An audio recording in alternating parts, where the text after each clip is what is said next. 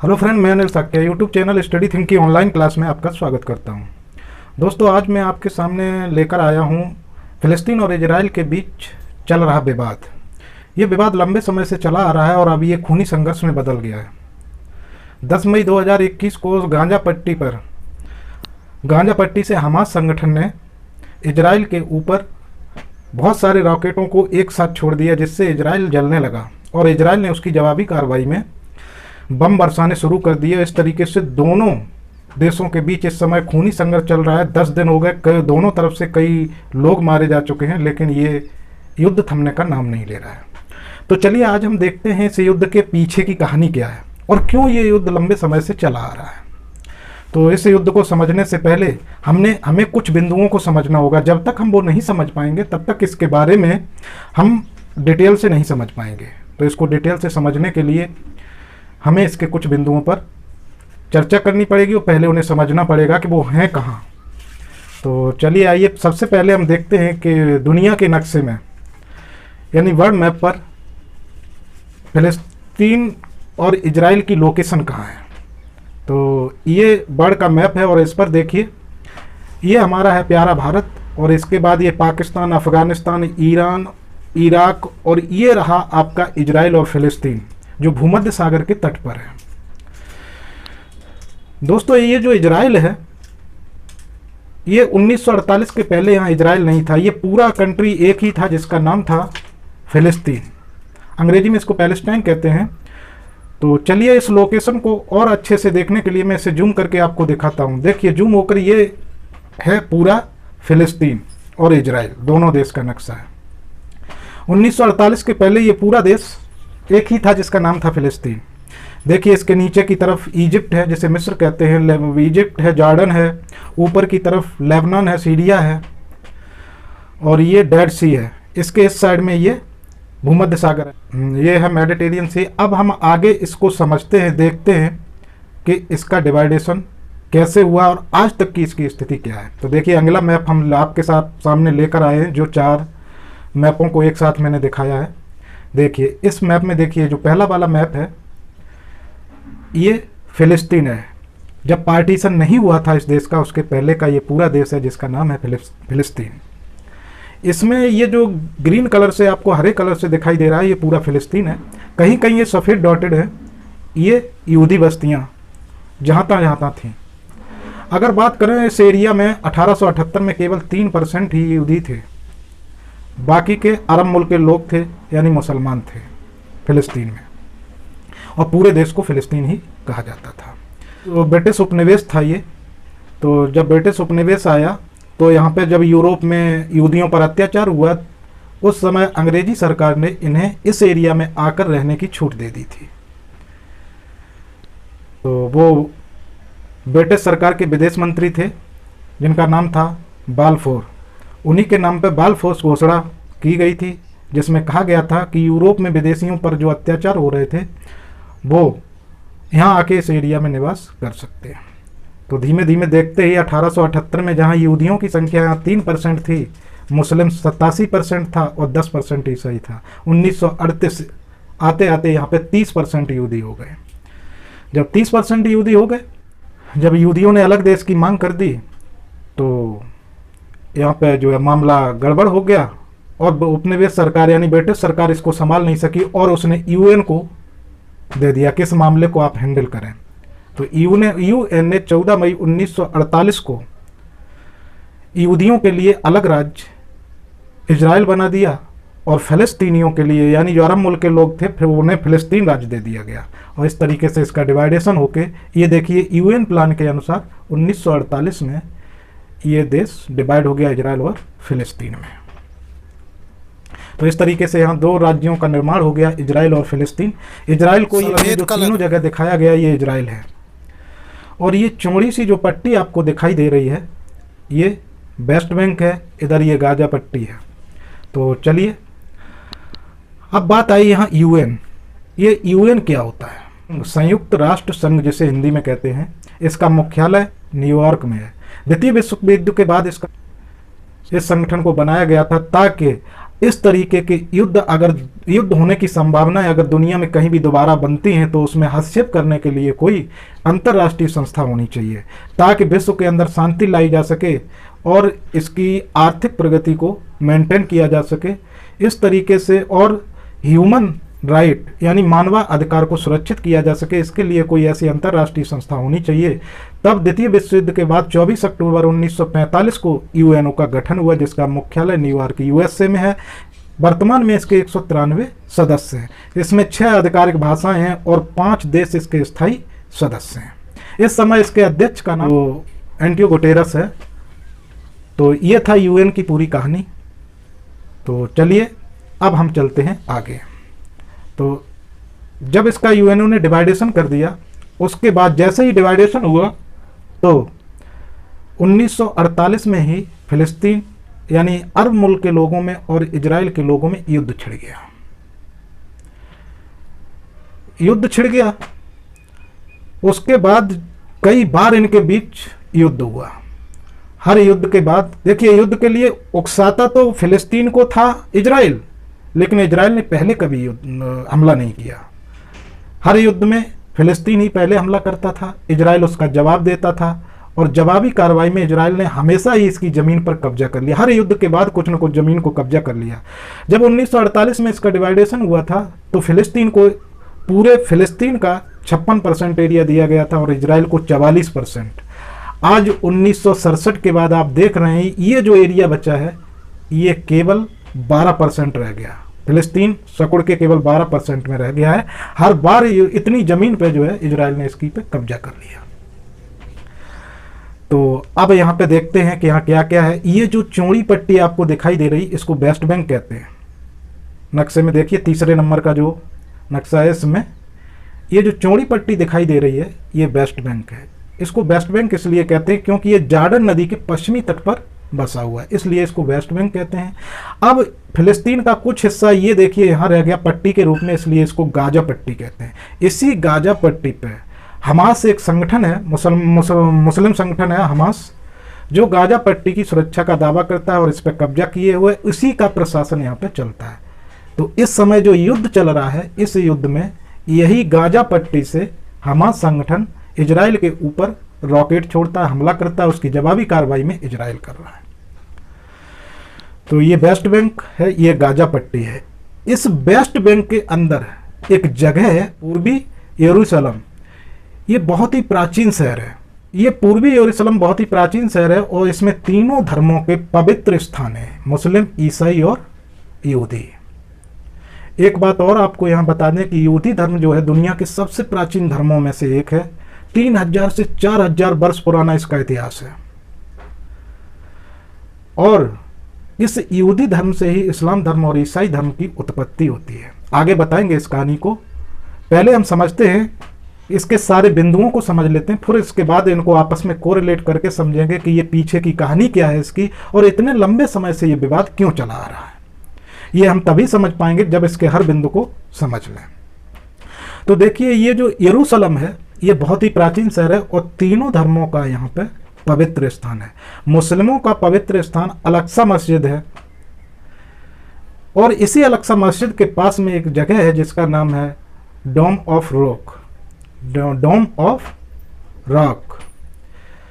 मुस्लिमों का मानना है कि मोहम्मद पैगंबर साहब मक्का और मदीना से एक रात यहाँ पे आए थे चलकर, और इसी अल-अक्सा मस्जिद में आए थे और इसी डोम ऑफ रॉक से उन्होंने स्वर्ग की यात्रा की थी, जहाँ ये जाकर अल्लाह से मुखातिब हुए और उसके बाद कुरान का निर्माण किया। तो इसलिए मक्का और मदीना के बाद मुस्लिमों का दुनिया का तीसरे नंबर का ये सबसे बड़ा पवित्र स्थान है। उसके बाद ईसाइयों की द चर्च ऑफ होली सेपल्कर है, जिसे ईसाई धर्म अपना सबसे पवित्र स्थान मानते हैं। उनका मानना है कि यहीं पे ईसा मसीह को सूली पर चढ़ाया गया था और वो पुनर्जीवित हुए थे, इसलिए ईसाई भी इस जगह को बहुत ही पवित्र मानते हैं। यहूदी धर्म का भी यहाँ पे पवित्र स्थान है। देखिए, अभी मैंने बताया था कि आपको 1948 के पहले यहाँ पे यहूदी राज्य यानी इजराइल नहीं था। ये पार्टीशन के बाद बना है, जब फिलिस्तीन को डिवाइड किया गया तब इसका उत्पत्ति हुई है इजराइल की। लेकिन आपको बता दें कि यहूदियों का बहुत प्राचीन में जब आप इतिहास को खंगालेंगे तो आप पाएंगे कि यरूशलेम के एरिया में यहूदियों का राज्य था, निर्माण हुआ था, और उस राज्य के शासक थे इसबाल, डेविड, सोलेमन, ये उस राज्य के शासक थे। इसी डेविड ने उस प्राचीन काल में इस यरूशलेम में बहुत ही पवित्र मंदिर को बनवाया था, जिसे ये लोग आज होली टेम्पल कहते हैं। जब 72 ईसा पूर्व में रोमन साम्राज्य के अधीन आ गया ये यरूशलेम, तो रोमन साम्राज्य ने इस होली टेम्पल को तोड़वा दिया और उसकी मात्र एक दीवार रह गई थी, जिसे जो आज भी उपस्थित है यहाँ पे, और उसे वेस्टर्न वॉल के नाम से जानते हैं। यहूदियों का मानना है ये जो दीवार है वो बचा हुआ भाग उसी पवित्र मंदिर का है, होली टेम्पल का है, जिसे ये लोग होली ऑफ होलीज कहते हैं। होली ऑफ होलीज क्या थी? इसी पवित्र मंदिर के अंदर एक जगह थी जहां ये लोग पैर भी नहीं रखते थे, बहुत ही पवित्र उस जगह को मानते। ये उसी मंदिर के अंदर थी, उसी जगह के ऊपर मंदिर बनाया गया था होली ऑफ होलीज के। तो इनका मानना है वो होली ऑफ होलीज जगह जो है इसी मंदिर के, इसी दीवार के वेस्टर्न वॉल के पीछे है, इसलिए ये लोग इसी वेस्टर्न वॉल के पास ही बैठकर पूजा करते हैं। इनका मानना है यहीं पर याकूब ने अपने पुत्र ईसा को कुर्बानी दी थी और यहीं से विश्व का निर्माण हुआ, इसलिए यहूदी लोग भी इसको पवित्र स्थान मानते हैं। तो इस तरीके से आप देख रहे हैं कि ये जो यरूशलेम है ये मुस्लिम, ईसाई और यहूदियों का पवित्र स्थान है, जो लंबे समय से धार्मिक विवाद का कारण भी है, क्योंकि ये सभी लोग इस पर अपना अधिकार जताते हैं। तो इस तरीके से आपने देखा गाजा पट्टी कहाँ है, और यरूशलेम कहाँ है, वेस्टर्न बैंक कहाँ है। अब हम आते हैं आज के हालिया खूनी संघर्ष का कारण क्या है। तो आपने सुना कि यूरोप में यहूदियों पर अत्याचार हुए थे और वो इस क्षेत्र में आए थे। तो ये सब कैसे हुआ, क्यों हुआ, अब हम आपको इसको सीरियल वाइज समझाते हैं। तो देखिए, ये जो पूर्वी यरूशलेम है, देखिए ये इसका फिगर मैं आपके सामने, मैप आपके सामने लाया हूँ। पूर्वी यरूशलेम है ये। इसमें देखिए ये जगह जो दिखाई गई है ये शेख जर्रा जगह है। इस शेख जर्रा में जब ये प्राचीन काल में जाइए, 2 सदी पहले की बात है, तब इस जगह पे ये जगह ऑटोमन साम्राज्य के अंतर्गत थी, ऑटोमन साम्राज्य के अंतर्गत थी। उस समय इन यहूदियों ने यहां आकर अरब जमींदारों से जमीन खरीदी थी। दो यहूदी ट्रस्ट ने भी जमीन खरीदी थी। जब इस फिलिस्तीन का पार्टीशन हुआ 1948 में, उसी समय युद्ध छिड़ गया। जब युद्ध छिड़ा तो जॉर्डन ने इस वेस्टर्न बैंक पे कब्जा कर लिया, वेस्टर्न बैंक पे कब्जा कर लिया उससे, और इस शेख जर्रा के एरिया में बहुत से मकान बनवाए इन्होंने। और वो मकान फिलिस्तीन शरणार्थियों को, जब पार्टीशन हुआ उस समय इजराइल से जो फलस्तीनी लोग थे वो भागकर इस एरिया में आ गए थे, जॉर्डन के कब्जे वाले में, यानी यरूशलेम एरिया में। तो ये जो मकान जॉर्डन ने बनवाए थे इन फलस्तीनी शरणार्थियों को रहने के लिए दे दिए। ये लोग वहाँ पे रहने लगे और इनके बीच हमेशा ही युद्ध होता रहता था और फिलिस्तीन की ज़मीन पर इजराइल कब्जा करता रहता था। सन 1967 में जब युद्ध हुआ, पूर्वी यरूशलेम पे कब्जा हो गया इजराइल का, फिर से इजराइल ने कब्जा कर लिया। जब इजराइल ने इस पर कब्जा कर लिया तो ये जो शेख जर्रा की जमीन थी, उन ट्रस्टों के जिन्होंने ऑटोमन साम्राज्य में इसको खरीदा था, पैसे देकर खरीदा था, जो अरबी जमींदार थे, अरब के जमींदार थे, उन लोगों से, मुसलमानों से मतलब, उन ट्रस्ट को ये जमीन सौंप दी। अब इन ट्रस्टों ने इस जमीन पर अपना हक जताया, कहा ये जमीन मेरी है, खाली कर दो। इस बात को लेकर इनके बीच में हंगामा हो गया। बाद में एक समझौता हुआ 1982 में, और ये जो फलस्तीनी शरणार्थी थे इन्होंने कहा कि देखिए ये ज़मीन मानते हैं हम आपकी है और आपको मालिकाना हक देते हैं और इस ज़मीन पर हम किराए की हैसियत से रहेंगे। आगे चलकर क्या हुआ कि ये जो फलस्तीनी शरणार्थी थे जो मकान में रह रहे थे, मतलब मुस्लिम परिवार थे, उन्होंने कहा कि मेरे साथ धोखा हुआ है, चालाकी के साथ ये समझौता कर लिया गया, ये तो ज़मीन हमारी पुश्तैनी है, हम क्यों खाली करें। इस बात को लेके ये यहूदी ट्रस्ट जो था वो इजराइल की सुप्रीम कोर्ट में चला गया। इजरायली सुप्रीम कोर्ट ने, और उस सुप्रीम कोर्ट में जाकर इन्होंने ऑटोमन साम्राज्य के दस्तावेज भी पेश कर दिए। उन दस्तावेजों को देखकर सुप्रीम कोर्ट ने माना कि ये जगह प्राचीन काल से यहूदियों की है और इसके मालिक यही है। तो उसने इन फलस्तीनी शरणार्थियों को ये जगह खाली करने का आदेश दे दिया। जब पुलिस इसको खाली कराने पहुंची तो वहां प्रदर्शन होने लगा और झड़पें होने लगी। इस चीज को हमास संगठन ने यहां गाजा पट्टी से कहा कि ये तो मुसलमानों के साथ अत्याचार है और इसमें मुस्लिम भाई भाई के व्यवहार के कारण, फिलिस्तीनियों को बचाने के कारण गाजा पट्टी से इजराइल के ऊपर कई सारे रॉकेट एक साथ दाग दिए। उसकी जवाबी कार्रवाई में इजराइल ने इस पर बम बरसाना शुरू किया और खूनी संघर्ष शुरू हो गया। देखिए, हम आपको एक बात और बता दें कि जो फिलिस्तीन है, इसको न तो सेना रखने का आदेश है और न हथियार बनाने का आदेश है, ये कुछ भी नहीं कर सकता। हाँ, ये जो फिलिस्तीन का गाजा पट्टी जो जगह है, इसमें ये जो हमास संगठन कब्जा करके बैठा है, इसे अमेरिका और इजराइल ने आतंकवादी संगठन घोषित कर दिया है। इसकी मदद करता है ईरान, तो ईरान से कुछ रॉकेट वगैरह इसको मिल जाते हैं, उन्हीं से ये इजराइल पे हमला करता है। और इजराइल जो है, ये हर फील्ड में आत्मनिर्भर देश है और दुनिया की महाशक्तियों से भी टकराने की इसमें क्षमता है। तो ये तो बहुत मामूली से देश हैं फिलिस्तीन वगैरह, ये कुछ भी नहीं इसका बिगाड़ सकते हैं। इसके पास दुनिया की नंबर 1 खुफिया एजेंसी मोसाद है। इसके कारनामों को जब आप सुनेंगे तो दंग रह जाएंगे। ये दुश्मन के घर में घुसकर उसकी आर्मी को मारकर अपने आदमियों को छुड़ाकर वापस आ जाती है और उन्हें पता भी नहीं चलता। दुनिया की नंबर 1 खुफिया एजेंसियों में से एक है। इसके पास उच्च कोटि के हथियार है, उच्च कोटि की टेक्नोलॉजी है, उच्च कोटि की सेना है। तो इससे लड़ पाना इसके बस की बात नहीं है। तो हालिया जो खूनी युद्ध था, इसका बस कारण इतना है कि शेख जर्रा में जो जगह है वो इजरायली सुप्रीम कोर्ट के आधार पर खाली कराई जा रही थी, जिसमें मुस्लिम परिवार सदियों से रह रहे थे।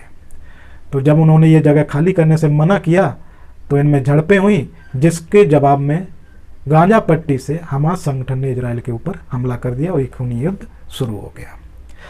अब इसके पीछे की कहानी क्या है, अगर आप जानना चाहते हैं कि क्यों यूरोप में यहूदियों पर अत्याचार हुए और प्राचीन काल में अगर इस यरूशलेम एरिया में यहूदियों का राज्य था तो फिर बाद में ये यहूदी पूरी दुनिया में बिखर कैसे गए, इनको यहां से भगा कैसे दिया गया और फिर ये वापस यहां कैसे आने लगे और यहां आकर कैसे फिर से एक अलग यहूदी राज्य की मांग उठी। इन सब बातों को अगर आप समझना चाहते हैं तो हमारे साथ बने रहिए, हम आपको एक एक बात क्लियर करके बताएंगे। तो चलिए आज हम जानते हैं। तो दोस्तों, जैसा कि हमने बताया कि यहूदी धर्म दुनिया के सबसे प्राचीन धर्मों में से एक है। यहूदी धर्म दुनिया के सबसे प्राचीन धर्मों में से एक है। 3000 साल पुराना इसका इतिहास है। इस धर्म की शुरुआत यही यरूशलेम से होती है, जहां तीनों धर्मों के पवित्र स्थान है। और इसकी शुरुआत करते हैं पैगंबर अब्राहम। इनके बेटे का नाम था इजाक, कहीं कहीं आइजैक भी लिखा हुआ है। इजाक के बेटे थे याकूब, जिन्हें जैकब भी कहा जाता है। इनका दूसरा नाम इसराइल था। याकूब के 12 बेटे थे, एक बेटी थी। इन 12 बेटों ने मिलकर 12 यहूदी कबीले बनाए। 12 यहूदी कबीले बनाए। इन्हीं 12 यहूदी कबीलों को इकट्ठा करके याकूब ने इसी यरूशलेम एरिया में यहूदी राज्य की स्थापना की थी। इन्हीं के एक बेटे का नाम यहूदा था, उसी के नाम पर इनके वंशजों को यहूदी कहा गया। इनकी भाषा हिब्रू थी और धर्म ग्रंथ का नाम तनक था। से 2200 साल पहले यहाँ पहले यहूदी राज्य की स्थापना हुई थी। तो समझिए यहाँ यहूदी राज्य, ये एरिया यहूदियों का था और कितना पुराना था। बाद में इसी राज्य के शासक हुए थे साउल, इसवाल, डेविड और सोलोमन। 2200 साल पहले पहला यहूदी राज्य यहाँ स्थापित किया गया था, जिसके शासक हुए थे साउल, इसवाल, डेविड और सोलोमन। इसी डेविड ने यहाँ पर एक पवित्र मंदिर बनवाया था, होली टेम्पल। इसी डेविड ने यहाँ एक होली टेम्पल बनवाया था। इसी होली टेम्पल के अंदर होली ऑफ होलीज नामक स्थान था, जो बहुत ही पवित्र मानते थे। वहाँ लोग कभी पैर नहीं रखते थे। तो इसी डेविड राजा ने बनवाया था। सोलोमन के बाद ये राज्य का पतन हुआ और ये दो भागों में बट गया, इसराइल और यहूदा। 12 कबीलों में से 10 कबीले इसराइल के साथ चले गए और यहूदा के साथ 2 कबीले चले गए। ठीक है, जो 700 ईसा पूर्व में इस राज्य पर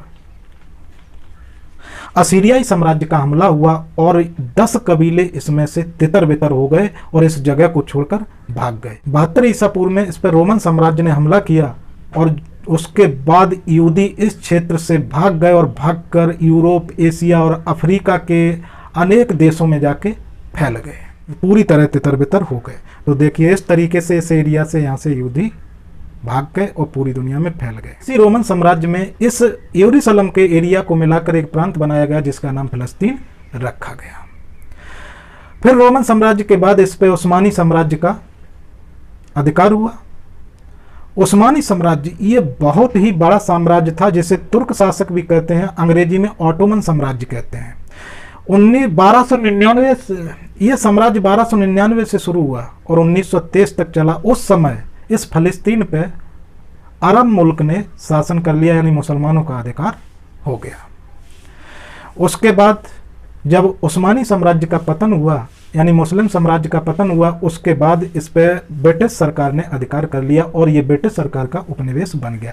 उसी समय यूरोप में जर्मनी देश के अंदर हिटलर शासक बनकर आया और उस हिटलर ने यहूदियों पे इतना बड़ा अत्याचार शुरू कर दिया और नरसंहार करना शुरू कर दिया। ये बड़े बड़े कमरों में यहूदियों को भरकर उसमें जहरीली गैस छुड़वा देता था। इस तरीके से बहुत बुरी तरीके से अत्याचार होने लगा यूरोप में इन यहूदियों पे।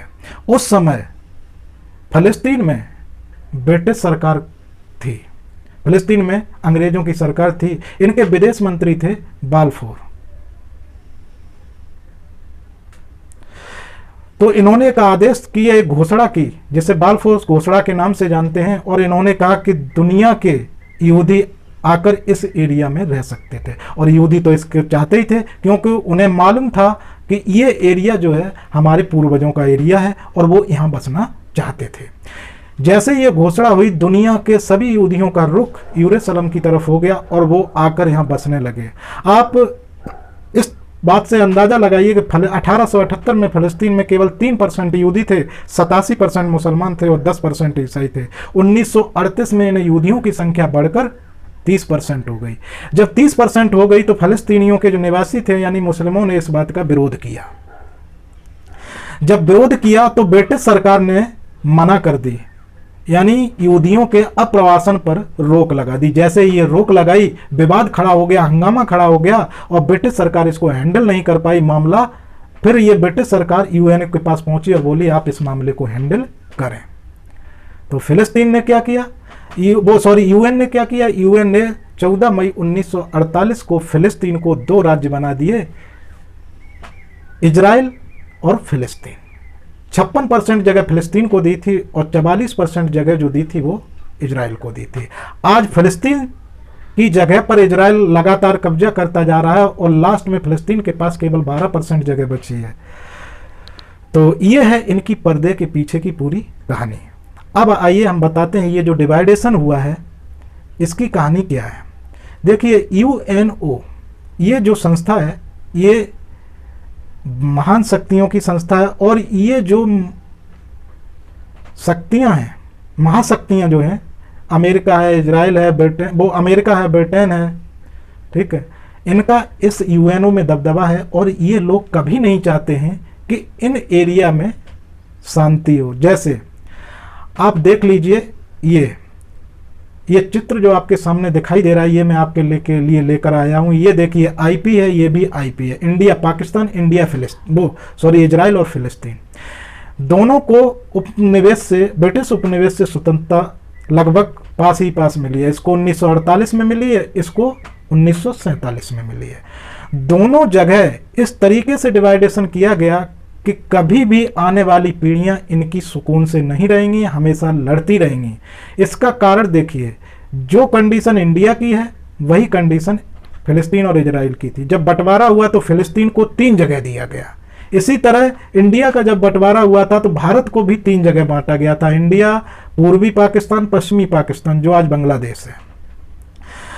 और यहाँ भी कश्मीर का मुद्दा चल रहा है, यहाँ भी कश्मीर का मुद्दा चल रहा है जो 1947 से यूएनए में है। क्या आज तक कभी इसका कोई निर्णय हुआ? और ना होगा। क्यों होगा? क्यों नहीं होगा? क्योंकि अगर इस क्षेत्र में शांति आ गई तो इनके हथियार कौन खरीदेगा? ये पर्दे के पीछे की बात है। यही वो देश हैं जो हथियार बनाते हैं और दुनिया में सप्लाई करते हैं। अगर इन देशों में शांति हो गई तो इनके हथियार कैसे बिकेंगे? इनका धंधा डाउन हो जाएगा। ये देखिए, ये है पाकिस्तान को ये बवासीर बना के छोड़ गए और अभी ये भगंदर बन गया है, समेटे नहीं समट रहा है। दूसरी बात, इधर आ जाइए, यहाँ भी यही दिक्कत है। ये यूएनओ में मामला चल रहा है और आज तक ये सॉल्व न हुआ और न होगा। तो लंबे समय से ये लड़ाई चलती आ रही है और चलती रहेंगी। ये लोग कभी इसको शांत नहीं होने देंगे। चलिए, इसी के साथ मैं अपनी क्लास को समाप्त करता हूँ और इसी के साथ मैं कहता हूँ मेरा चैनल है स्टडी ठंका, आप इसको लाइक शेयर और सब्सक्राइब कीजिए। अगली बार मिलूंगा अगले वीडियो में, तब तक के लिए जय हिंद, जय भारत।